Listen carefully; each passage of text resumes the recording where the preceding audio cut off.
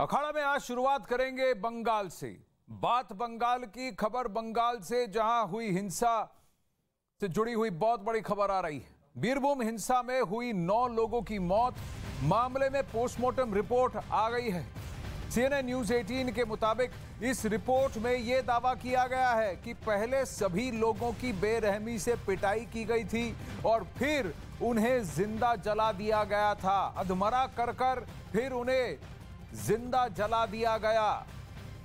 यह खबर बर्बरता की सभी हदें पार की गई है, बेरहमी की हर हद को पार कर दिया गया है। यह खबर यहां अखाड़ा में हम आपको बता रहे हैं कि बंगाल में बीरभूम में इस तरह की बर्बरता की गई। कई सारे सवाल उठते हैं, बंगाल में जो घटना घटी उस पर कई सारे सवाल उठते हैं। न्यूज 18 नेटवर्क को यह भी पता लगा है कि 9 बजे तृणमूल कांग्रेस के एक लीडर की हत्या होती है। 9:30 बजे बंगाल की मीडिया में यह खबर फैल जाती है, लेकिन हत्या के स्पॉट से सिर्फ 1 किलोमीटर की दूरी पर कई सारे घरों को जला दिया जाता है। ये घर 10 बजे से लेकर 12 बजे के बीच में इस तरह का वहां पर बर्बरता की जाती है। लोगों को मारा जाता है, उन्हें घर के अंदर छोड़ दिया जाता है अधमरा, और फिर उन घरों को जला दिया जाता है। लेकिन इसकी खबर 12 घंटे बाद पहुंचती है।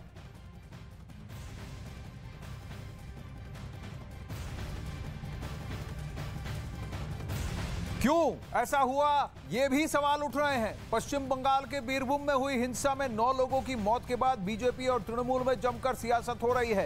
एक तरफ बीजेपी जहां इस मामले को लेकर कोलकाता में प्रदर्शन करने वाली है, वहीं तृणमूल कांग्रेस के नेता सुदीप बंदोपाध्याय गृह मंत्री अमित शाह से मिलने पहुंचे हैं। बीरभूम जिले में तृणमूल कांग्रेस नेता की हत्या के बाद से भड़की हिंसा में कई घरों को जला दिया गया, जिसमें 9 लोगों की मौत हो गई थी।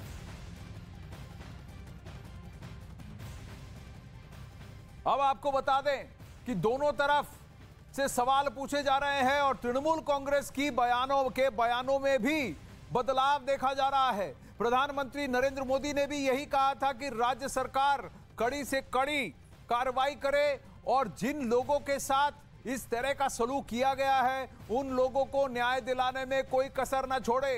प्रधानमंत्री ने कल शाम को अपनी बीरभूम पर चुप्पी तोड़ी थी और बहुत सीधा बयान, सटीक बयान ये कहा कि किसी भी मानव के साथ इस तरह का व्यवहार नहीं होना चाहिए और बीरभूम में जो हुआ वो पूरी तरह से गलत है। वही तृणमूल कांग्रेस का ये आरोप और खासकर मुख्यमंत्री ममता बनर्जी का कि ये कोई बहुत बड़ा सियासी षड्यंत्र है, इसको भी सिरे से नकारा गया है। अभी थोड़ी देर में कोलकाता हाईकोर्ट इस मामले पर फिर से सुनवाई करेगा और SIT की रिपोर्ट उनके सामने रखी जाएगी आज दोपहर 2 बजे। बीरभूम में हुई हिंसा का मामला बंगाल विधानसभा में भी उठा।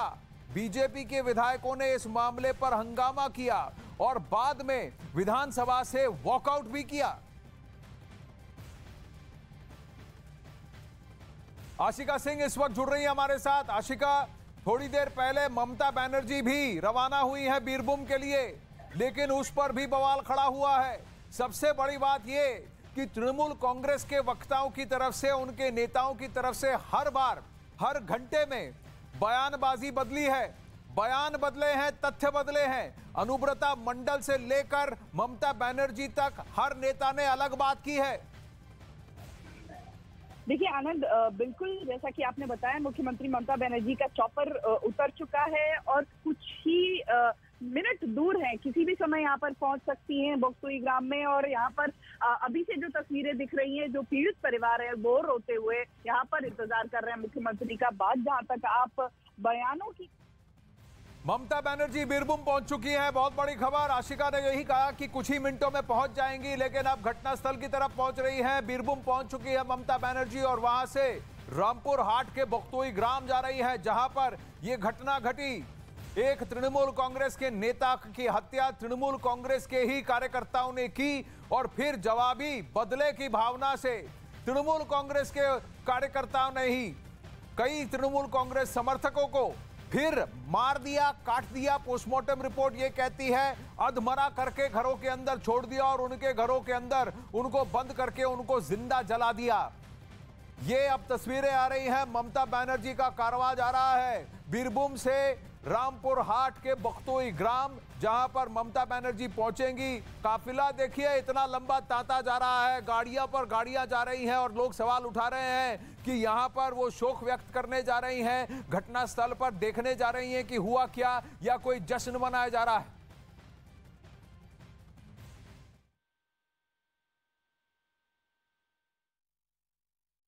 ये बच्चों और महिलाओं की है। सोच के देखिए, they are not just dead bodies, this is humanity dead. ये अमानवीयता, ये मानवता की हत्या, ये जिस प्रकार से बंगाल के अंदर 8 लोगों को, 6 महिला और 2 मासूम बच्चों को जिंदा जला करके भून दिया गया, दे वर चार्ज्ड टू डेथ। यह पूरे हिंदुस्तान के लिए चिंता का विषय है। यह विषय केवल बंगाल का नहीं है। This issue does not pertain only to Bengal, this issue pertains to humanity, this issue pertains to whole of India. कल माननीय प्रधानमंत्री श्री नरेंद्र मोदी जी ने चिंता व्यक्त किया है। स्वाभाविक है, प्रधानमंत्री जी ने जिस विषय में चिंता व्यक्त किया है, आज पूरा हिंदुस्तान उस विषय को लेकर चिंतित है। कुछ बहुत महत्वपूर्ण सवाल ममता बनर्जी से आज बनते हैं और इन्हीं सवालों को लेकर भारतीय जनता पार्टी आज देश के सामने आई है। These are revenge killings. ये जो हत्याएं हुई हैं, ये जो बर्बरता हुई है, ये जो आगजनी हुई है, ये रिवेंज किलिंग्स है। राजनीतिक बदले से ओतप्रोत एक राजनीतिक पार्टी के लोगों ने महिलाओं और बच्चों को जिंदा जलाया। और मैं मीडिया में चंद मिनटों पहले पढ़ रहा था कि ऑटोप्सी के रिपोर्ट्स, जिसको पोस्टमार्टम कहा जाता है, ऑटोप्सी के रिपोर्ट आए हैं और दुख के साथ और बड़े कष्ट के साथ मुझे कहना पड़ रहा है कि ऑटोप्सी की रिपोर्ट जो मीडिया ने अभी प्रकाशित किया है, वो बताती है कि इन महिलाओं और बच्चों को मरने से पहले बर्बरतापूर्वक मारा गया था। They were badly beaten and then they were locked inside the room and burnt alive. आप सोच के देखिए, ये किसी नाजी कंसंट्रेशन कैंप से कम नहीं। This is almost akin to a concentration camp, जिसमें महिलाओं को पहले मारा जाता है, फिर उनको एक कमरे में बंद करके जला दिया जाता है। बच्चों को, छोटे मासूम बच्चों को जिंदा जला दिया जाता है मारने के पश्चात। यह चिंता का विषय पूरे हिंदुस्तान के लिए है। The Bengal files are replete with such horrendous political murders.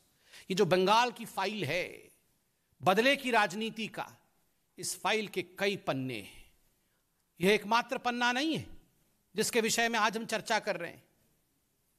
आप याद करिए किस प्रकार से आज तक भारतीय जनता पार्टी के लगभग 200 कार्यकर्ताओं को मौत के घाट उतारा है ममता बनर्जी की पार्टी के कार्यकर्ताओं ने।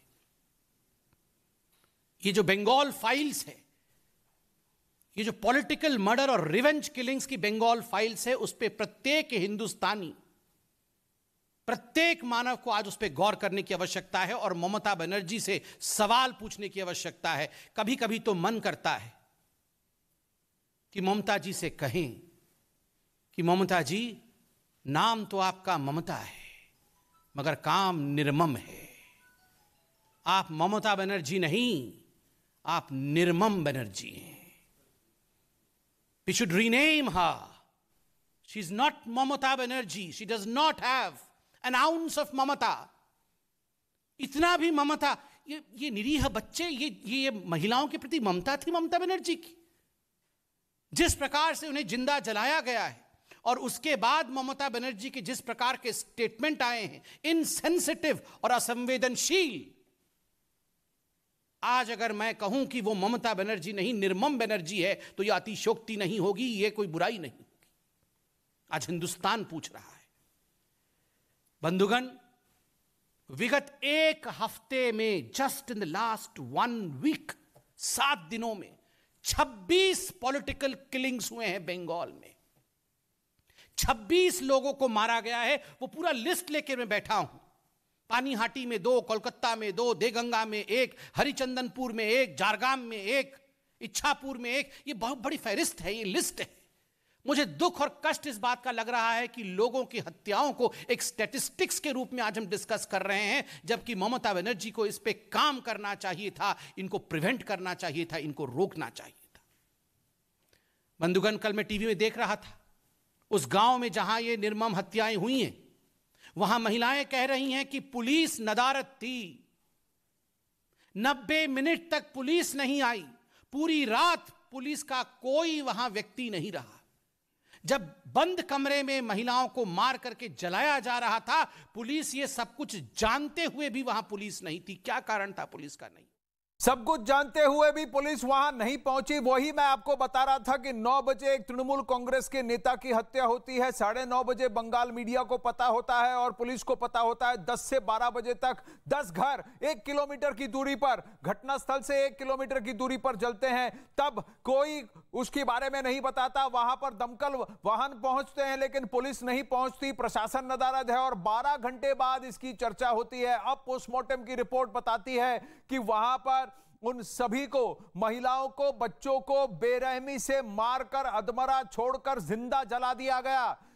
भारतीय जनता पार्टी की प्रेस वार्ता ठीक उसी समय जब ममता बनर्जी बंगाल की मुख्यमंत्री पहुंचती है बीरभूम और बीरभूम से रवाना होती है उस ग्राम के लिए, रामपुर हाट में, जहां पर यह घटना घटी। ये तस्वीरें ममता बनर्जी की जो अब बीरभूम में बोक्तोई ग्राम पहुंच चुकी है और अब वहां पर लोगों से मिलेंगी, घटनास्थल पर देखेंगी और खुद प्रत्यक्ष जानने की कोशिश करेंगे कि वहां घटा क्या है।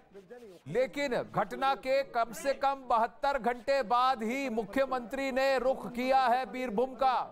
पूरे देश में सवाल पूछा है। प्रधानमंत्री नरेंद्र मोदी ने बीरभूम का जिक्र किया, उसके बाद ममता बनर्जी वहां पहुंची हैं। जो एसआईटी जिस एसआईटी को ममता बनर्जी ने गठित किया उस पर भी प्रश्न उठाए गए हैं। उसी एसआईटी को आज 2 बजे दोपहर को कोलकाता हाई कोर्ट में इस रिपोर्ट को सबमिट करना है, प्रस्तुत करना है। कोलकाता हाई कोर्ट ने स्वतः संज्ञान लिया बीरभूम की घटना का और उस पर सुनवाई शुरू की। आशिका सिंह इस वक्त हमारे साथ हैं। कोलकाता हाईकोर्ट 48 घंटे पहले हरकत में आ गया आशिका, लेकिन सवाल यह पूछा जा रहा है कि ममता बनर्जी को 72 घंटे क्यों लगे? क्यों 12 घंटे बाद ही इस बात की चर्चा भी हुई कि बीरभूम में इतनी एक विभत्स घटना घटी है? देखिए आनंद, खुद सुओमोटो कॉग्निजेंस लिया है हाईकोर्ट ने और मैं आपको बता दूं कि आज दोपहर करीब 2 बजे राज्य सरकार को, पुलिस को जो इन्वेस्टिगेशन हुई है उसका खाका सौंपना है। मैं आपको बता दूं कि रात भर जो पुलिस है की टीम है उसने ये खाका तैयार किया है और हाईकोर्ट के लिए अब रवाना हो चुका है। आज हाईकोर्ट में क्या पेश होता है खाका वो देखना है, क्योंकि मांग जो पीआईएल में की गई है वो एनआईए जांच की गई है, सीबीआई जांच की गई है। कल चीफ जस्टिस ने ये सवाल भी पूछा था जो एजी हैं उनसे कि दिक्कत क्या है कोई अगर दूसरी एजेंसी जांच करती है मामले की तो। नहीं आशिका, एक और सवाल यह पूछा जा रहा है कि ममता बनर्जी एक बहुत बड़े इवेंट में आ रही है, यह जश्न का वक्त है या फिर मातम का? जहां पसरा है वहां पर किस तरह का व्यवहार है? इतना बड़ा तांता, इतना बड़ा काफिला लेकर ममता बनर्जी वहां पहुंची है और सवाल ये भी उठाए हैं बीजेपी ने कि जिस तरह से स्वागत सत्कार हो रहा है ममता बनर्जी का, ऐसा लग रहा है कि कोई मेला लगा हुआ है। यह भी पूछा जा रहा है कि बंगाल सरकार में जहां पर खुद गृह मंत्रालय ममता बनर्जी के पास है वहां पर हो क्या रहा है? अभी बीजेपी ने सवाल पूछा है कि पिछले 1 हफ्ते में ही 26 वारदातें हुई हैं इस तरह की पॉलिटिकल किलिंग्स की। आनंद, देखिए यहाँ से जो घटनास्थल है करीब 2 किलोमीटर के भीतर का रेडियस है, जहाँ पर टीएमसी की तरफ से एक स्वागत का गेट भी लगाया गया है ममता बनर्जी के लिए, जिसको लेकर के ये पूरा वितर्क शुरू हुआ है। हालांकि जो यहाँ पर पूरा गांव है इसकी किलेबंदी आज कर दी गई। जो घर जहाँ पर जो जलाए गए थे वहां भी पुलिस ने बैरिकेड लगा दिए और अब जब मुख्यमंत्री यहाँ पर पहुंची हैं सबसे पहले जो पीड़ित परिवार हैं उनको यहाँ पर वापस लाया गया है और उनसे मुलाकात कर रही हैं। रोते बिलखते ये लोग मुख्यमंत्री से न्याय मांग रहे हैं।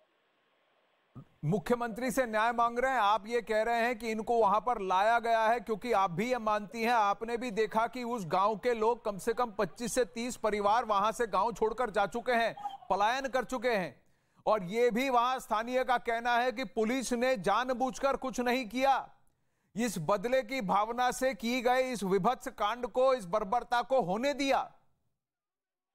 देखिए, आरोप जो लग रहे हैं आनंद, वो ऐसे ही हैं। पुलिस पर निष्क्रियता के आरोप लग रहे हैं। दूसरी तरफ आरोप ये भी लग रहे हैं कि जब आग जल रही थी तो फायर ब्रिगेड को भी यहाँ पर आने नहीं दिया गया। हालांकि जांच का विषय है ये सब और पुलिस इन चीजों को डिनाई कर रही है, लेकिन अब जो ये घटना है, ये जो विभत्स घटना हुई है, इसको लेकर के कानून व्यवस्था पर जरूर सवाल उठाया जा रहा है। क्योंकि अभी एक हफ्ते पहले या एक हफ्ते के भीतर की खबर ये है कि 2 टीएमसी के पार्षद, दोनों की हत्या कर दी गई एक ही रात में। तस्वीरें साफ देखने में आई थी कि बाइक सवार उतरते हैं और गोली मारकर चले जाते हैं। तो ये घटनाएं जो हैं, इनको देखते हुए न्यूज़ 18 की एक्सक्लूसिव तस्वीरें जहां ममता बनर्जी स्थानीय लोगों से बात कर रही हैं, जिनके साथ ये बर्बरता हुई, पीड़ित के परिवार से बात कर रही हैं। वो गुहार लगाते हुए, रोते हुए, बिलखते हुए, हाथ जोड़ते हुए इंसाफ की गुहाई कर रहे हैं। प्रधानमंत्री नरेंद्र मोदी ने भी इस घटना की कड़ी निंदा की थी और अपराधियों को जल्द सजा दिलवाने में राज्य सरकार को हर संभव मदद देने की बात भी कही थी। बंगाल की महान धरती पर ऐसा जघन्य पाप करने वालों को जरूर सजा दिलवाएगी। मैं बंगाल के लोगों से भी आग्रह करूंगा कि ऐसी वारदात को अंजाम देने वालों को, ऐसे अपराधियों का हौसला बढ़ाने वालों को कभी माफ न करें। कई लोगों ने यह सवाल पूछा है कि प्रदेश की मुख्यमंत्री, प्रदेश की गृह मंत्री 72 घंटे से ऊपर हो गए, अब जाकर पहुंची है। जब पूरा बवाल खड़ा हुआ है, विपक्ष के साथ साथ प्रधानमंत्री ने भी सवाल खड़े किए हैं, तब वो जाकर वहां पहुंची हैं। तब तक क्यों नहीं पहुंची, कहां गई उनकी संवेदना, ये सवाल भी पूछा जा रहा है। वहीं केंद्रीय मंत्री मुख्तार अब्बास नकवी और निशित प्रामाणिक ने भी बीरभूम में हुई हिंसा को लेकर ममता सरकार को घेरा। पिछले 5 साल इनकी सरकार थी, उसमें यही किया। फिर दोबारा जो है इनको सत्ता मिली तो फिर यही काम शुरू कर दिया। ऐसा लग रहा है कि इनका खून खराबा इनका धंधा बन गया है। ये केवल इंसानों का कत्ल नहीं हुआ है, बल्कि इंसानियत का भी कत्लेआम किया गया है। और इंसान इस तरह से इंसानों और इंसानियत के कत्लेआम पर तृणमूल कांग्रेस की सरकार शर्मिंदा होने के बजाय उसको जो है जस्टिफाई करने की कोशिश कर रही है। जो वाकई में दोषी है उन लोगों को पकड़ने के लिए और इस केस की छानबीन करने के लिए अगर राज्य को किसी भी तरफ का कोई भी मदद चाहिए तो केंद्र उसको देने के लिए पूरी तरह से तैयार है। वहीं मुख्यमंत्री ममता बनर्जी के बीरभूम के दौरे से पहले की गई तैयारियों को लेकर बीजेपी ने सवाल उठाए हैं। ममता बनर्जी के दौरे से पहले हिंसा वाले इलाके में बड़े बड़े बैनर, पोस्टर लगाए गए थे, जबकि जगह जगह पर तृणमूल कांग्रेस के झंडे भी लगे दिखाई दिए। बीजेपी नेता शहजाद पूनावाला ने ऐसा ही एक वीडियो ट्वीट किया और ममता जी के दौरे पर सवाल उठाया।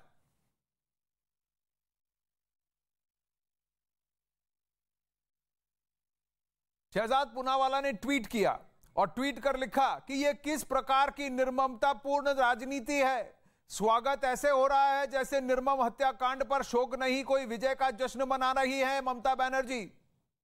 पहले हत्याकांड की तुलना छींक से और अब ये घाव पर नमक मत रगड़ो तृणमूल, शर्म करो। अब वहीं बीरभूम में नेताओं के पहुंचने का सिलसिला जारी है। इस बीच बीरभूम में हिंसा वाली जगह पर जा रहे कांग्रेस नेता अधीर रंजन चौधरी और पार्टी के दूसरे नेताओं को पुलिस ने रास्ते में ही रोक लिया, जिसके बाद अधीर रंजन चौधरी सड़क पर ही धरने पर बैठ गए।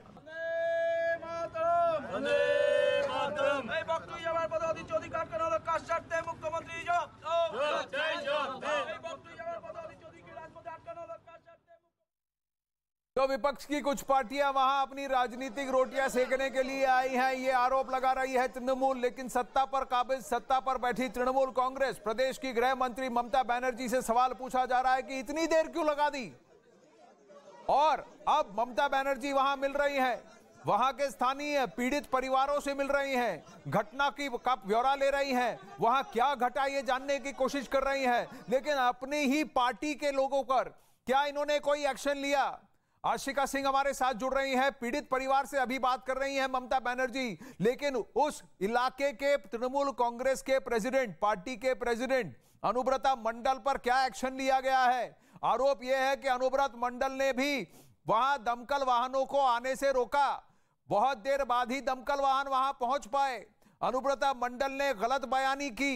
उन्होंने यह कहा कि टीवी के फूटने से शॉर्ट सर्किट हुआ जिसकी वजह से आग लग गई। इस पोस्टमार्टम की रिपोर्ट का क्या जवाब देंगे अनुव्रत मंडल?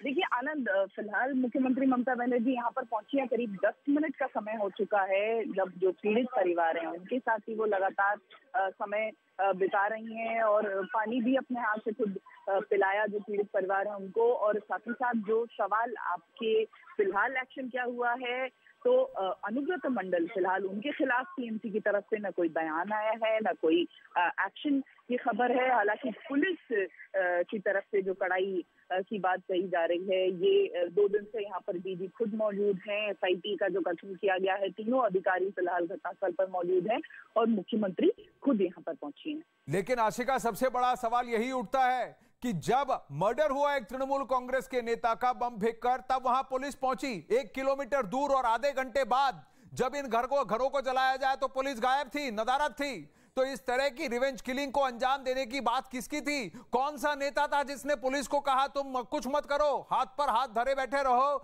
जब औरतों बच्चों को निर्ममता से, बर्बरता से मार दिया जाए और फिर उन्हें जिंदा जला दिया जाए? अनुव्रत मंडल, जिनका आप नाम ले रहे हैं, टीएमसी के जिला अध्यक्ष हैं यहाँ के, उन पर उंगली उठ रही है निश्चित तौर पर। हालांकि पुलिस की तरफ से कोई भी इसको लेकर के ना एक्शन हुआ है, ना कोई जानकारी दी जा रही है। और साथ ही साथ ये भी कहना यहाँ पर जरूरी है कि घटना होते ही कुछ घंटों के भीतर ही अनुव्रत मंडल का ये बयान जरूर आया था कि शॉर्ट सर्किट से आग लगी है। ये उन्होंने तो ये भी कहा कि भाई 9 नहीं, सिर्फ 7 लोग मरे हैं, मुझे पता है, जहां तक मुझे पता है सिर्फ 7 लोग मरे हैं। ये भी बावजूद इसके कि दमकल विभाग ने कहा कि हमने कम से कम 9 लाशें वहां से बाहर निकाली हैं। आपने उन तस्वीरों को देखा होगा, तस्वीरें हिला देती हैं। आपको लगता है ये भारत है क्या? ये भारत में बंगाल है क्या? और ये बंगाल में बीरभूम है क्या, जहां जान की कोई कीमत नहीं? अखाड़ा में लेंगे एक छोटा सा ब्रेक।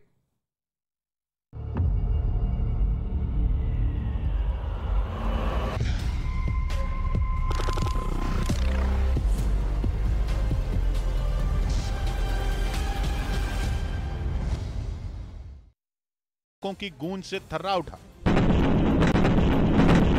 वहीं एक दूसरे वीडियो में यूक्रेन की सेना रॉकेट लॉन्चर से हमले करती नजर आई। जैसे ही मिसाइल से हमला शुरू हुआ, वहां धुएं का गुबार छा गया।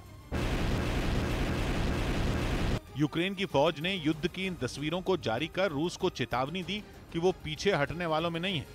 इस बीच मारियोपोल की जंग अब अपने आखिरी मुकाम पर पहुंचती दिख रही है। मारियोपोल से जो ताजा तस्वीरें सामने आई, उनमें दोनों सेनाओं के बीच लड़ाई शहर की सड़कों पर नजर आई। और सड़कों पर हो रही ऐसी ही जंग की तस्वीरों में यूक्रेन के 2 टैंक नजर आए जो रूसी फौज पर गोले बरसाते दिखे। शहर के एक चौराहे पर खड़े 2 टैंकों में पहले आगे खड़े टैंक ने गोले बरसाए, फिर पीछे वाले टैंक ने उसे कवर फायर दिया और फिर देखते ही देखते दोनों टैंकों ने एक के बाद एक 5 गोले दाग दिए। ये धमाके इतने जोरदार थे कि आसपास का पूरा इलाका गोलों की आवाज से थर्रा उठा। यूक्रेन की सेना के हमलों का ये वीडियो पास की इमारत पर मौजूद एक आदमी ने अपने मोबाइल में रिकॉर्ड कर लिया। वहीं यूक्रेन ने रूस के कुछ सैनिकों को बंधक बनाने का वीडियो जारी किया। रूसी सैनिक जहां यूक्रेन में तबाही मचा रहे हैं, तो ज़ेलेंस्की के जवान भी उनको उसी तरह जवाब दे रहे हैं।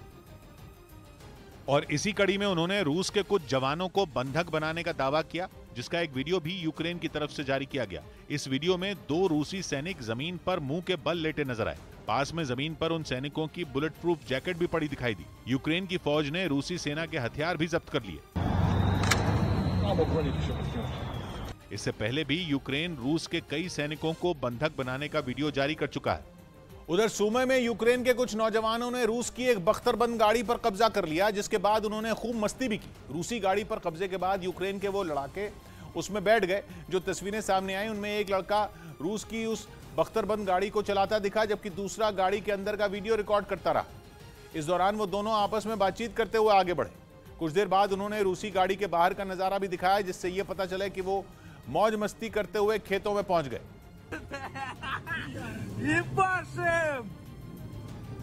रूस का प्रोपेगेंडा अरब देशों में फैलाने के लिए पुतिन के खासम खास रूस के चेचनिया इलाके के प्रमुख रमजान कादिरोव ने मोर्चा संभाल लिया। अमेरिका का प्रोपेगेंडा पश्चिमी देशों में छाया हुआ है। ऐसे में अरब के देशों को अपने पाले में लाने के लिए रमजान कादिरोव ने टेलीग्राम ऐप पर एक चैनल शुरू किया। रमजान कादिरोव पुतिन के वो वफादार सिपाही हैं जिन्होंने रूस को जिताने के लिए अपने खूंखार चेचन लड़ाकों की पूरी फौज यूक्रेन में उतारी हुई है।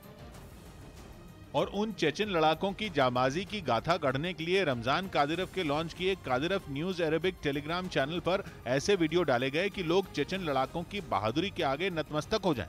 इनमें पहले वीडियो की शुरुआत ही भेड़ियों की गुर्राहट से हुई, जिसके जरिए चेचन स्पेशल फोर्स के लड़ाकों को भेड़ियों की तरह खूंखार दिखाया गया और फिर बैकग्राउंड में ऐसा गाना बजा कि सुनने वाला देशभक्ति की धुन में रम जाए।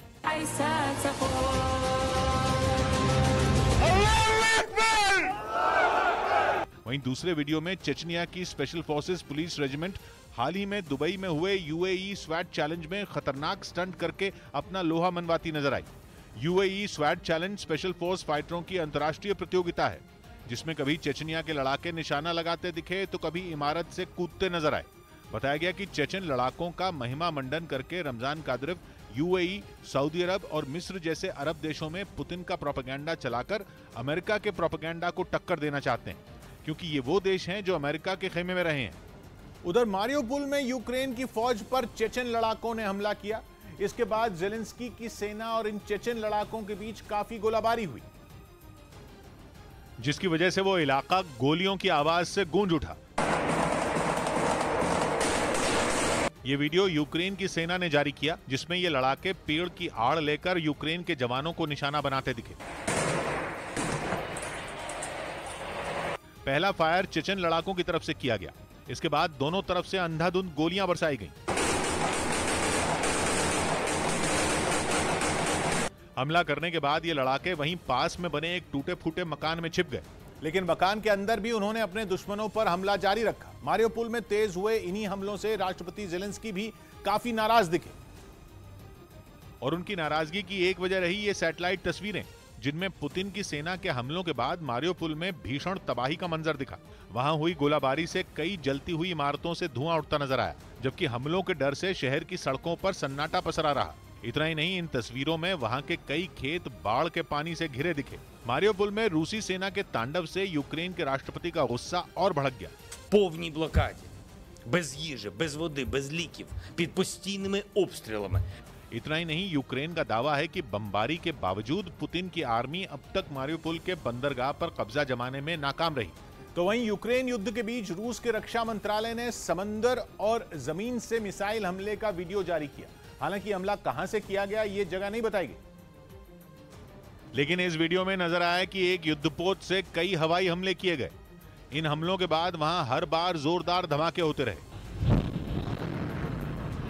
इन धमाकों से जंगी जहाज के करीब धुआं ही धुआं फैल गया। यही नहीं, इसी वीडियो के दूसरे हिस्से में जमीन से हमला होता दिखा। इसमें नजर आया कि जमीन से एक साथ 3 मिसाइलें छोड़ी गईं। ये मिसाइल फायर होने के बाद सीधे ऊपर जाकर कुछ पल रुकी और फिर अपने निशाने की तरफ मुड़ गई। ऐसा ही दूसरी और तीसरी मिसाइल ने किया और अपने टारगेट की तरफ बढ़ गई। उधर रूस ने यूक्रेन पर समंदर से भी हमले तेज कर दिए, जिसका एक वीडियो सेवेस्तोपोल से सामने आया, जिसमें रूस की सेना समंदर से क्रूज मिसाइल के साथ जोरदार अटैक करती दिखी। इस हमले से पूरा इलाका थर्रा उठा। समंदर के अंदर से अचानक आग के गोले उठने लगे। एक के बाद एक कई मिसाइल दागी गईं। मिसाइल अटैक का शोर जब खत्म हुआ तो आसमान में धुएं का गुबार दिखाई दिया। बताया गया कि रूस ने जिस इलाके से क्रूज मिसाइल के जरिए अटैक किया वो पहले से ही उसके कब्जे में है। वहीं रूस के रक्षा विभाग ने यूक्रेन के एयर डिफेंस सिस्टम को तबाह करने का दावा किया। उसने इस हमले का एक वीडियो भी जारी किया, जिसमें रूसी विमान यूक्रेन के एक जंगी ठिकाने पर निशाना साधते दिखाई दिए। वीडियो में एक बख्तरबंद गाड़ी भी नजर आई, जिस पर रूस के विमान नजरें गड़ाए रहे। इसके बाद सिग्नल मिलते ही वहां मिसाइल गिरा दी गई, जिसकी वजह से वहां एक जोरदार धमाका हुआ और चारों तरफ धुआं फैल गया। रूस ने दावा किया कि वहां यूक्रेन का मिसाइल लॉन्चर सिस्टम मौजूद था, जिसे हमला कर तबाह कर दिया गया। उधर रूस ने ड्रोन हमलों में यूक्रेन के कई सैन्य ठिकानों को तबाह करने का दावा किया। रूस के रक्षा मंत्रालय ने इन हमलों से जुड़ा एक वीडियो जारी किया, जिसमें दिखा कि यूक्रेन के एक इलाके में ड्रोन से बमों की बरसात की गई। वहां एक साथ कई धमाके हुए, जिसके बाद धुएं का गुबार उठता हुआ दिखाई दिया। इसी तरह एक दूसरे इलाके में भी ड्रोन से हमला किया गया। रूस का दावा है कि यूक्रेन के कई सैन्य ठिकाने उसने तबाह कर दिए। इसके साथ ही कई सैनिकों के भी मारे जाने की खबर है। हालांकि ये पता नहीं चल पाया कि ये हमले किस शहर में किए गए। वहीं यूक्रेन की राजधानी कीव के पास रूस के हमलों से कई बड़े इलाके खंडहर में तब्दील हो गए। कीव पर अब तक रूस का कब्जा नहीं हो पाया है, लेकिन राजधानी के आसपास की कई जगहों की रूस यूक्रेन युद्ध पर अमेरिका का बड़ा दावा, कहा कीव से 30 किलोमीटर पीछे हटी रूसी सेना। अमेरिका और रूस ने एक दूसरे के राजनयिकों को हटाया। यूक्रेन के रक्षा मंत्रालय का बहुत बड़ा बयान, परमाणु आपदा का खतरा बहुत बड़ा। चेर्नोबिल परमाणु प्लांट में रूस की सेना ने प्लांट की लैब को लूटा। पाकिस्तान की सुप्रीम कोर्ट से इमरान खान को बड़ा झटका, बागी सांसदों को वोट से रोकने की मांग वाली याचिका खारिज। इमरान खान का इस्तीफे से इनकार। अग्निकांड के 72 घंटे बाद बीरभूम पहुंची मुख्यमंत्री ममता बनर्जी। बीजेपी ने ममता पर उठाए सवाल। पोस्टमार्टम रिपोर्ट में बड़ा खुलासा, जिंदा जलाने से पहले पीड़ितों की बेरहमी से हुई थी पिटाई। यूपी में बीजेपी विधायक दल की बैठक आज, केंद्रीय पर्यवेक्षक अमित शाह भी रहेंगे मौजूद। योगी मंत्रिमंडल पर दिल्ली में नड्डा जी के साथ बीजेपी नेताओं की अहम बैठक। आईपीएल शुरू होने से पहले मुंबई पुलिस का बड़ा दावा, आतंकी संगठनों ने वानखेड़े स्टेडियम और होटल की रेकी। सुरक्षा के लिए पुलिस ने बढ़ाई पाबंदी।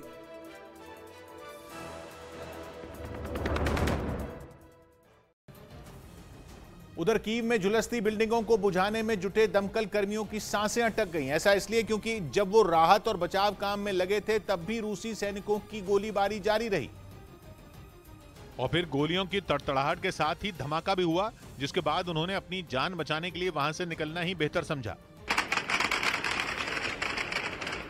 रूसी गोलीबारी से बचने के लिए भागकर वो लोग बिल्डिंग के एक हिस्से के पीछे छिप गए। यूक्रेन ने आरोप लगाया कि रूसी सैनिक इसी तरह हर जगह बेहिसाब गोलियां बरसा रहे हैं। वहीं यूक्रेन से जारी जंग के बीच रूस के ताकतवर रॉकेट सोयूज ने जेड साइन के साथ अंतरिक्ष के लिए उड़ान भरी, जिसका एक वीडियो रूस के रक्षा मंत्रालय की ओर से जारी किया गया। और इस लॉन्च की सबसे खास बात रही सोयूज रॉकेट पर बना जेड साइन। जैसे ही काउंटडाउन खत्म हुआ, इंजन चालू हो गए और लॉन्च पैड पर तेज रोशनी उठने के साथ ही रॉकेट ने आसमान की ओर उड़ान भरनी शुरू कर दी।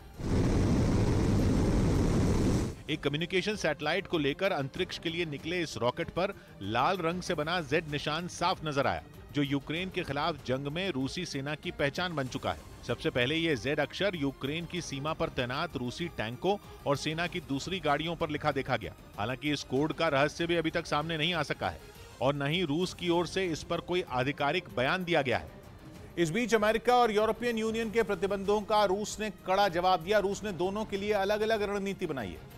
खबर है कि रूस ने अमेरिका को यूरेनियम के एक्सपोर्ट पर बैन लगाने के संकेत दिए। मतलब ये कि रूस अपना यूरेनियम अब अमेरिका को नहीं देगा, जिससे अमेरिका के न्यूक्लियर प्लांट बड़ी मुसीबत में फंस जाएंगे, क्योंकि अमेरिका यूरेनियम के लिए काफी हद तक रूस पर निर्भर है। इसीलिए जब अमेरिका ने 2 हफ्ते पहले रूस के एक्सपोर्ट पर बैन लगाया तो उसमें यूरेनियम का कोई जिक्र नहीं किया था। दूसरा बड़ा कदम रूस ने यूरोपियन यूनियन को झटका देने के लिए उठाया। यूरोपियन यूनियन ने भी रूस पर आर्थिक प्रतिबंध लगाए हैं, जिसके जवाब में रूस ने संकेत दिया है कि यूरोप के देशों को कच्चा तेल और नेचुरल गैस का भुगतान अब रूबल में देना होगा। रूबल यानी रूस की करेंसी। यूरोप में कच्चे तेल और नेचुरल गैस की 30% सप्लाई रूस से होती है। जंग के बावजूद इस पर कोई फर्क नहीं पड़ा है। खबर है कि पुतिन ने रूस की गैस कंपनियों को इससे जुड़ा आदेश दे दिया है, जिसमें यह कहा गया है कि यूरोप के देशों से गैस का भुगतान रूबल में लिया जाए। रूस के इस कदम से डॉलर के मुकाबले लगातार कमजोर हो रहे रूबल की सेहत सुधरने का अनुमान है। दूसरी तरफ यूरोप के देशों की रूबल हासिल करने के लिए रूस के बैंकों पर लगाए गए प्रतिबंधों में ढील देनी होगी। उधर यूक्रेन युद्ध के बीच यूरोप के देश जर्मनी और नॉर्वे के आसमान में नेटो के लड़ाकू विमानों ने अपनी तैयारियों को परखा। इसमें जर्मनी और नॉर्वे के अलावा 27 देशों ने हिस्सा लिया और इन देशों के लड़ाकू विमानों ने घंटों नीले आसमान के नीचे कंधे से कंधा मिलाकर सैन्य अभ्यास किया, खासकर वहां के सर्द मौसम में। इसी वजह से इस अभियान का नाम कोल्ड रिस्पॉन्स 2022 रखा गया। अभी जर्मनी और नॉर्वे दोनों ही देशों में न्यूनतम तापमान -1 डिग्री सेल्सियस के करीब है। इसी सर्द मौसम में इन लड़ाकू विमानों ने हवा में तेल भरने का अभ्यास भी किया। इस सैन्य अभ्यास में यूरोप और उत्तर अमेरिका के करीब 30,000 जवान शामिल हुए।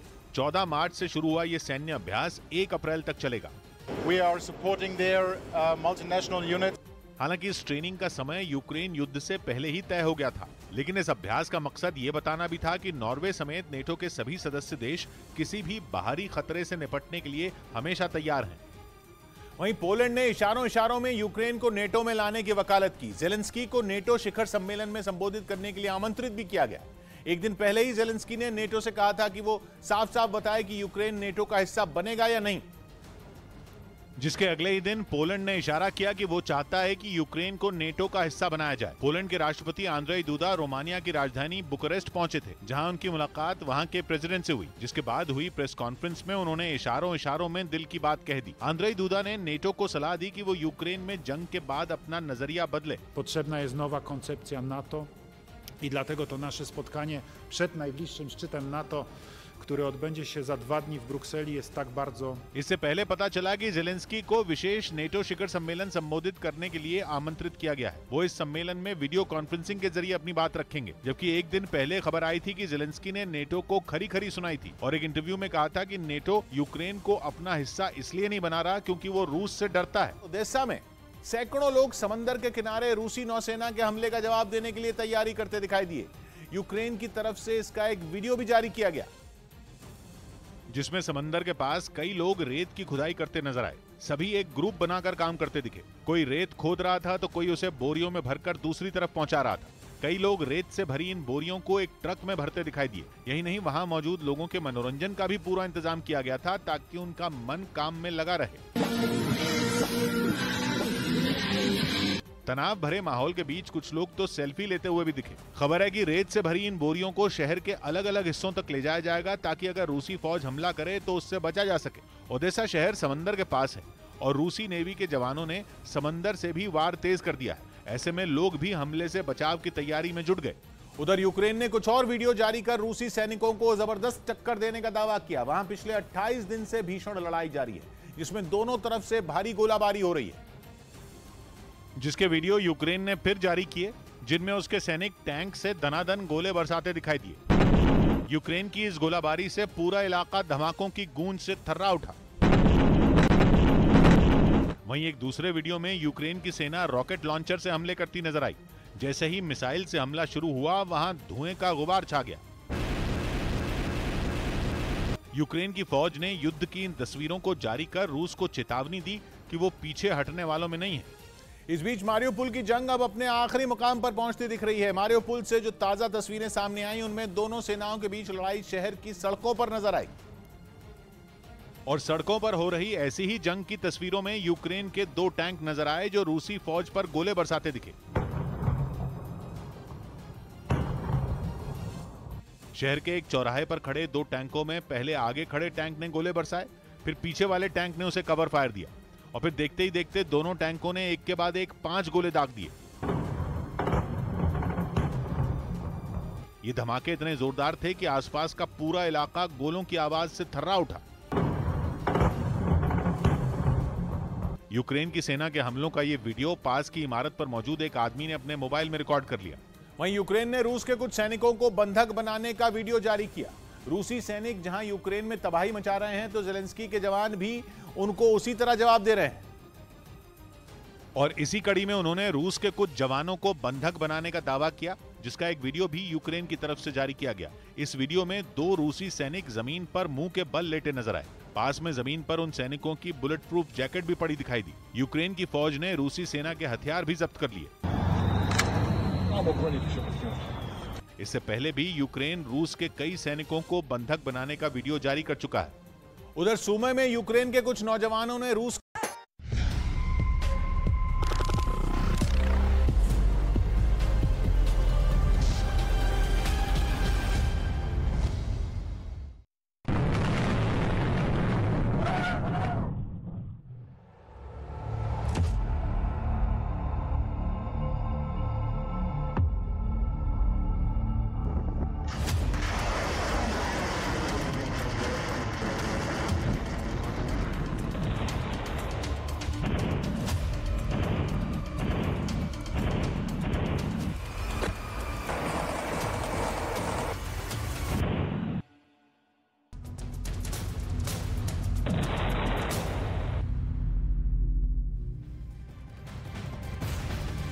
29 दिन 29 डेज से यूक्रेन पर रूस के हमले जारी हैं। तमाम कोशिशों के बावजूद जंग के खत्म होने के आसार नजर नहीं आ रहे हैं। रूस यूक्रेन के तमाम शहरों को तबाह कर रहा है।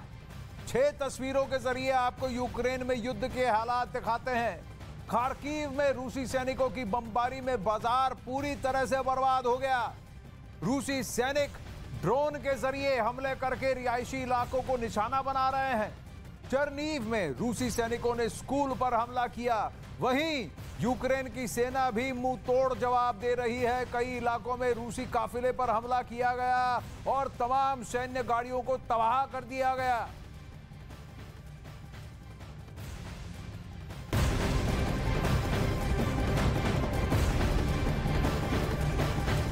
इस वक्त की बड़ी खबर, रूस यूक्रेन महायुद्ध से जुड़ी रूसी सेना पर युद्ध अपराध का आरोप। अमेरिकी सरकार ने लगाया है आरोप, युद्ध अपराध करने का आरोप बाइडेन सरकार ने व्लादिमीर पुतिन की सरकार पर लगाया है। ये आरोप अमेरिकी सरकार के जरिए आधिकारिक तौर पर लगाए गए हैं और यूक्रेन में युद्ध अपराध करने का आरोप लगाया है। जो बाइडेन ने इससे पहले भी कहा था कि वो व्लादिमीर पुतिन को वॉर क्रिमिनल यानी युद्ध अपराधी मानते हैं। और खबर आ रही है यूक्रेन के शहर मारियुपोल से, जहां मारियुपोल में भीषण जंग जारी है।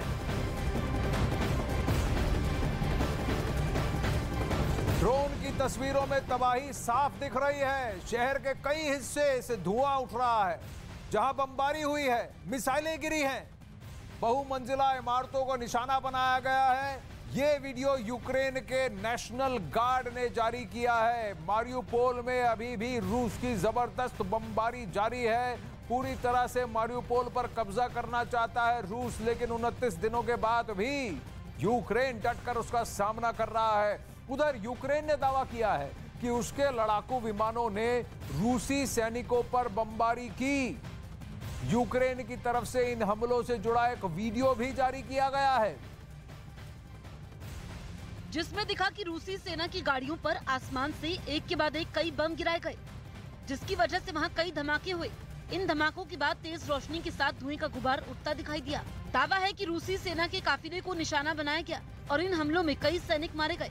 हालांकि ये पता नहीं चल पाया कि यूक्रेन की सेना ने किस जगह ये कार्रवाई की। बहुत बड़ी खबर रूस यूक्रेन युद्ध पर। यूएन में रूस का बहुत बड़ा बयान। परमाणु हथियार इस्तेमाल करने की धमकी दे डाली है रूस ने। नेटो के उकसाने पर इस्तेमाल की धमकी की है। यूएन में रूस के उप राजदूत का यह बयान है कि अगर नेटो ने हस्तक्षेप किया और रूस की आन रूस के अस्तित्व पर बनाई तो वो परमाणु हथियार इस्तेमाल करने का, उसका प्रयोग करने का सोचेगा। बहुत बड़ा बयान क्रेमलिन के वक्ता के बाद यूएन में रूस के उप राजदूत का बयान।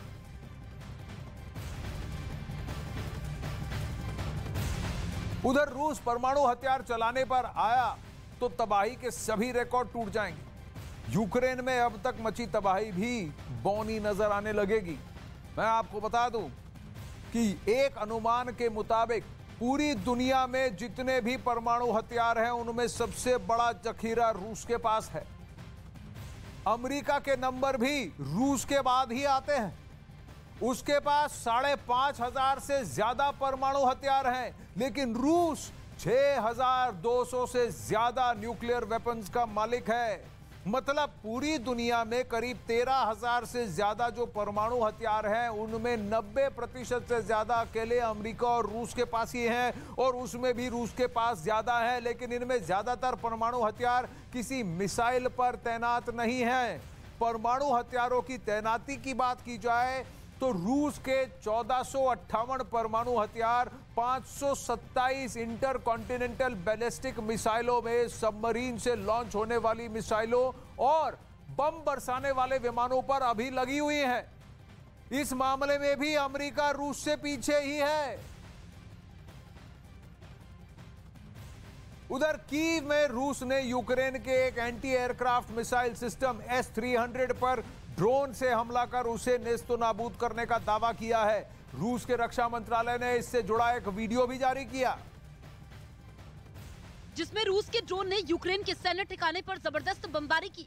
रूस के इस हमले के बाद वहां तेज धमाका हुआ और काले धुएं का एक बड़ा गुबार आसमान की ओर उड़ता दिखाई दिया।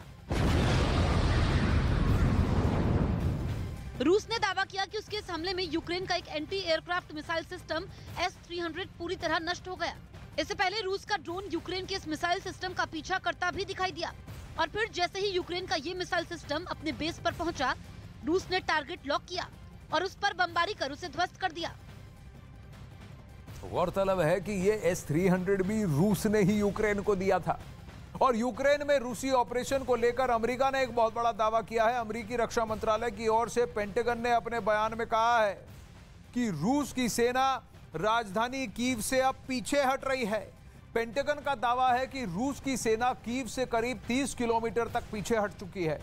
पेंटागन के मुताबिक मंगलवार तक रूस की सेना कीव के सिटी सेंटर से महज 20 किलोमीटर ही दूर थी, लेकिन अब वो कीव ही नहीं बल्कि यूक्रेन के कई मोर्चों पर बचाव की मुद्रा में आ चुकी है, डिफेंसिव पोजीशन में आ चुकी है। पेंटागन का दावा है कि कीव के उत्तर पश्चिम इलाके में रूसी सेना की मुश्किलें बढ़ रही हैं। बड़ी खबर, यूक्रेन के युद्ध में मासूम भी शिकार बन रहे हैं। इस युद्ध में अब तक 121 यूक्रेनी बच्चे मारे गए हैं जबकि 167 बच्चे घायल हैं। यह दावा यूक्रेन सरकार की ओर से किया गया है। रूसी सेना 24 फरवरी को यूक्रेन पर हमला बोल चुकी थी। तब से आज 29 दिन बाद मासूमों की जानें भी गई है। 121 बच्चे कम से कम मरे हैं, 167 बच्चे घायल हैं, ये यूक्रेन का दावा है। उसके बाद यूक्रेन के तमाम शहरों पर बमबारी अब भी चल रही है।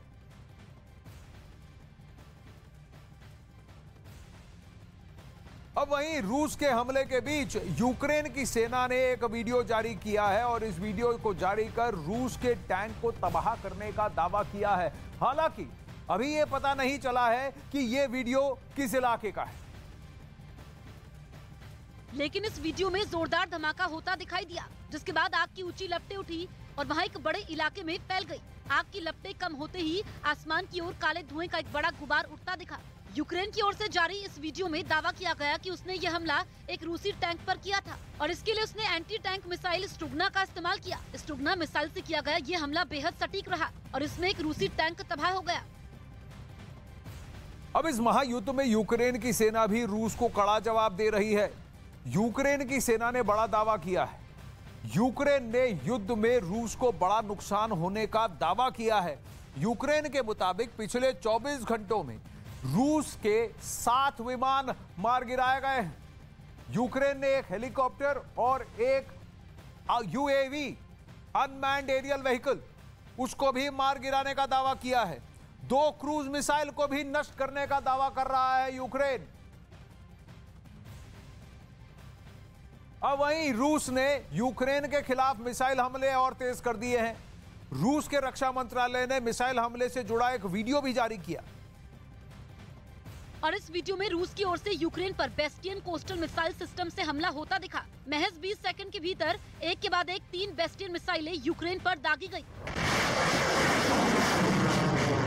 लॉन्च पैड से निकली मिसाइल पहले हवा में काफी ऊंचाई तक गई और फिर टारगेट की ओर रुख करते हुए आगे निकल गई। ये तीनों मिसाइलें यूक्रेन के सैन्य ठिकानों को तबाह करने के लिए दागी गई। रूस की ओर से दावा किया गया कि यूक्रेन के जिन ठिकानों को टारगेट किया गया वहां पर यूक्रेनी सेना ने पश्चिमी देशों से आए हथियार और गोला बारूद छिपा रखे थे। यूक्रेन से बहुत बड़ी खबर आ रही है। यूक्रेन में परमाणु आपदा का खतरा बहुत बढ़ गया है, ये कहना है यूक्रेन के रक्षा मंत्रालय का। यूक्रेन ने एक बार फिर उत्तर में अपने बंद पड़े चेर्नोबिल परमाणु प्लांट की सुरक्षा को लेकर सनसनीखेज दावा किया। यूक्रेन ने आरोप लगाया कि रूस की सेना ने प्लांट की लैब को लूट लिया है। इसके चलते परमाणु आपदा का खतरा बहुत ज्यादा बढ़ गया है। अब इस बीच रूस यूक्रेन की जंग में खुकार चेचेन लड़ाकों का एक वीडियो भी सामने आया है। इस वीडियो में धमाकों के बीच चेचेन लड़ाके चाय बनाते हुए दिखे हैं। इस दौरान ताबड़तोड़ बमबारी की आवाजें भी आ रही हैं और यही वजह रही कि उस इलाके से धुएं का गुबार उठता दिखाई दिया। इस वीडियो में एक चेचेन लड़ाका आग पर चाय बनाता नजर आया। चाय बनाने के समय अचानक बिल्डिंग के पीछे एक भयानक विस्फोट हुआ। लेकिन इस जोरदार धमाके का भी उस लड़ाके पर कोई असर नहीं हुआ और वो आराम से केतली से चाय निकालता नजर आया। इस बीच ताबड़तोड़ फायरिंग की आवाजें भी आती रही। इस वीडियो को शेयर करते हुए चेचेन प्रमुख ने लिखा कि अगर जानदार चाय हमारे लड़ाकों को इतना खूंखार बना देती है तो कल्पना कीजिए कि अगर वो कबाब बनाते हैं तो क्या होगा। वो अपने हाथों से टैंकों को उठाकर समंदर में फेंक देंगे। दावा है कि यूक्रेन के खिलाफ जंग में पुतिन ने करीब 10,000 से ज्यादा खतरनाक लड़ाकों को भेजा है।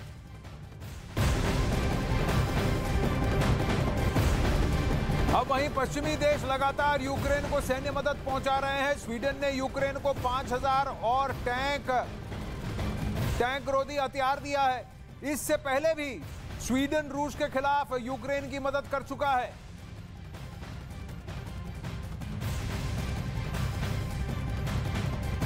कई सारे यूरोपीय देशों ने बराबर पिछले 29 दिनों में यूक्रेन को सैन्य मदद पहुंचाई है, लेकिन यह जरूर कह दिया है कि वो डायरेक्टली इस युद्ध में शिरकत नहीं करेंगे यूक्रेन के साथ।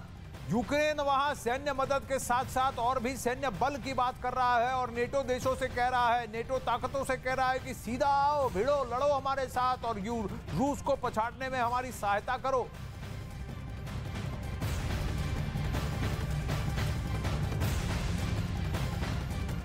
अब वहीं रूस और यूक्रेन के बीच युद्ध शुरू हुए अब करीब 1 महीना भर हो चुका है। इस युद्ध में अब यूक्रेन पर रेडिएशन का खतरा मंडराने लगा है। दरअसल रूसी सैनिकों ने 24 फरवरी को ही चेर्नोबिल परमाणु प्लांट पर कब्जा कर लिया था, जिसकी एक लैब को रूसी सैनिकों ने नष्ट कर दिया है। यूक्रेन की राजधानी कीव और चेर्नोबिल के बीच महज 130 किलोमीटर का फासला है, जिससे यह खतरा और बड़ा हो सकता है। इस परमाणु प्लांट में 1986 में एक बहुत बड़ा हादसा हुआ था, जिसकी रेडिएशन अमेरिका तक पहुंची थी। अब यूक्रेन ने एक बार फिर उत्तर में अपने बंद पड़े चेर्नोबिल परमाणु प्लांट की सुरक्षा को लेकर सनसनीखेज दावा किया है। यूक्रेन ने आरोप लगाया है कि रूस की सेना ने प्लांट की लैब को ही लूट लिया। रूस ने यूक्रेन पर धावा बोलने के पहले ही दिन यानी 24 फरवरी को चेर्नोबिल परमाणु प्लांट पर कब्जा जमा लिया था, जिसके बाद से यूक्रेन लगातार रूस पर चेर्नोबिल परमाणु प्लांट को नुकसान पहुंचाने के दावे कर रहा है।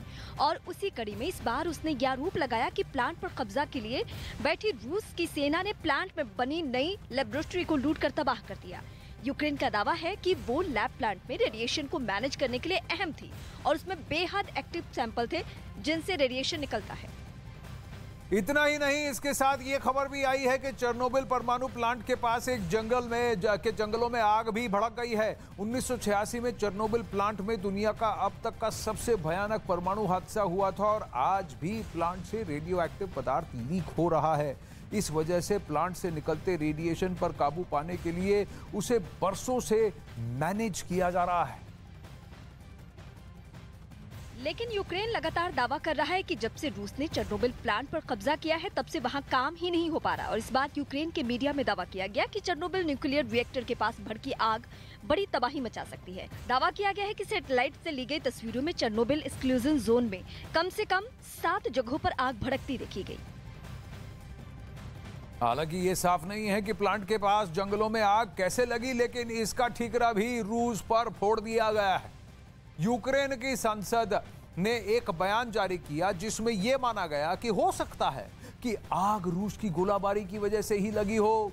हालांकि चेर्नोबिल प्लांट के आसपास जंगलों में आग लगना आम बात है, लेकिन यूक्रेन का दावा है कि चेर्नोबिल न्यूक्लियर प्लांट के 10 किलोमीटर के दायरे में लगी आग काफी खतरनाक हो सकती है। ये साइओप्स का एक मायना हो सकता है, एक पहलू हो सकता है जहां दोनों देश आपस में एक दूसरे के खिलाफ इसको युद्ध नीति की तरह अपनाते हैं, क्योंकि अगर आग यूं ही भड़कती रही तो न्यूक्लियर रेडिएशन धुएं में फैल सकता है और आगे तबाही मचा सकता है। 2020 में भी चेर्नोबिल न्यूक्लियर रिएक्टर के पास जंगल में कई दिन तक आग लगी हुई थी, जिसकी वजह से रेडिएशन सामान्य से 16 गुना तक बढ़ गया था।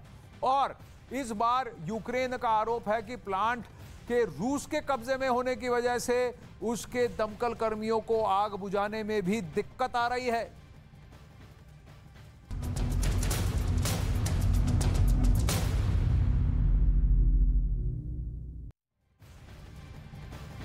अब रुख करते हैं पाकिस्तान का, क्योंकि वहां से इस वक्त एक बहुत बड़ी खबर आ रही है। अविश्वास प्रस्ताव के बीच सुप्रीम कोर्ट से लगे झटके के बाद इमरान खान ने इमोशनल कार्ड खेला है। इमरान खान ने विपक्षी नेताओं को डाकुओं का टोला बताया है। साथ ही 27 मार्च को कौम से सड़क पर निकलने की अपील की है। कुर्सी बचाने के लिए इमोशनल कार्ड खेल रहे हैं इमरान खान, जिनके जाने की उल्टी गिनती शुरू हो गई है। इस कीपर का पेविलियन लौट जाना अब पूरी तरह से ठहर चुका है। यही कहा जा रहा है कि इमरान खान तो गए, पाकिस्तान में अब कोई नई सरकार आएगी, क्योंकि आर्मी यानी इस्लामाबाद बनाम रावलपिंडी में फिर से इस्लामाबाद की शिकस्त तय है।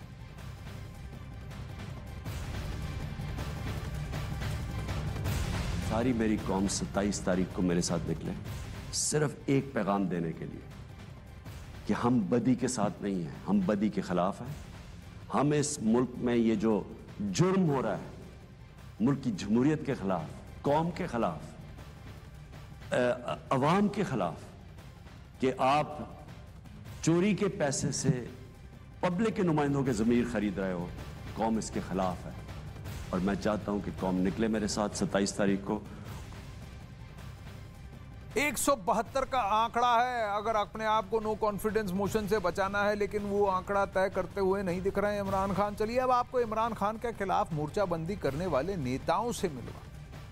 पीपीपी के नेता और पूर्व राष्ट्रपति आसिफ अली जरदारी, पीपीपी के नेता और पूर्व पीएम बेनजीर भुट्टो के बेटे बिलावल भुट्टो, पीएमएल के शहबाज शरीफ, पीएमएल के नेता और पूर्व पीएम नवाज शरीफ की बेटी मरियम नवाज और जमीयत उलेमाए इस्लाम के नेता मौलाना फजलुर रहमान ने मोर्चा खोल दिया है।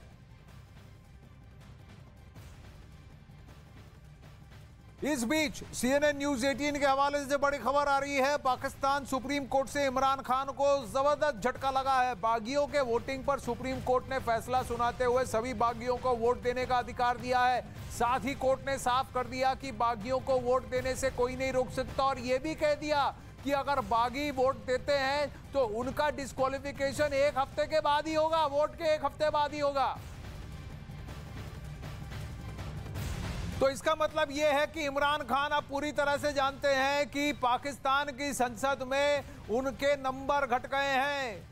जिन्होंने उनका साथ दिया अब वो पल्ला झाड़ रहे हैं, और उनकी पार्टी के अंदर ही कई सारे ऐसे एमपीज हैं, जो सांसद हैं, जो अब इमरान खान के साथ नहीं हैं। पाकिस्तान में लगभग ये माना जा रहा है कि इमरान खान तो गए, लेकिन इमरान खान अब तक घुटना नहीं टेक रहे हैं। उनके पास 3 विकल्प उनको दिए गए हैं। चुपचाप इस्तीफा दे दो और चले जाओ, आप पूरी तरह से इमरजेंसी पार्लियामेंट सेशन बुलाओ, सांसदों को बुलाओ और ये ऐलान कर दो कि आप जा रहे हैं, या फिर आप जेल जाओगे, आपके खिलाफ केसेस लगेंगे और आपको जेल भेजा जाएगा और आपकी सरकार को गिराया जाएगा। चलिए अब आपको ग्राफिक्स के जरिए पाकिस्तान संसद का गणित समझाते हैं। आपको दिखाते हैं कि इमरान खान की कुर्सी जाती हुई क्यों दिख रही है और इमरान खान बहुमत से कितने दूर हैं। पाकिस्तान की संसद में कुल 342 सदस्य हैं, जिसमें बहुमत के लिए 172 सदस्य होने चाहिए। इसीलिए मैं आपको 172 का आंकड़ा बता रहा था, लेकिन मौजूदा सरकार के पास अपने 155 ही सांसद हैं। इमरान खान को बाहर से अलग अलग 6 पार्टी 23 सांसदों का समर्थन है, जिन्होंने अब बगावत कर दी है। तो वहीं विपक्ष के पास कुल 164 सांसद हैं। इस तरह से इमरान खान बहुमत से 17 दूर रह गए हैं, जबकि विपक्ष का दावा है कि उसके पास 200 से ज्यादा सांसदों का समर्थन है।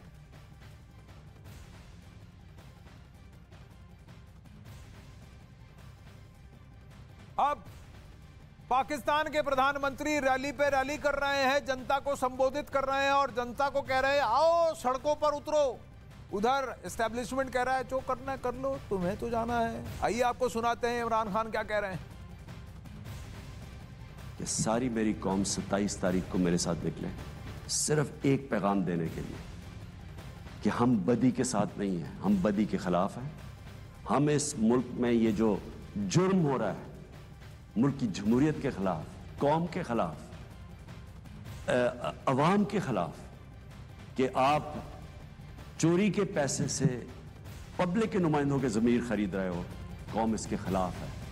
और मैं चाहता हूं कि कौम निकले मेरे साथ 27 तारीख को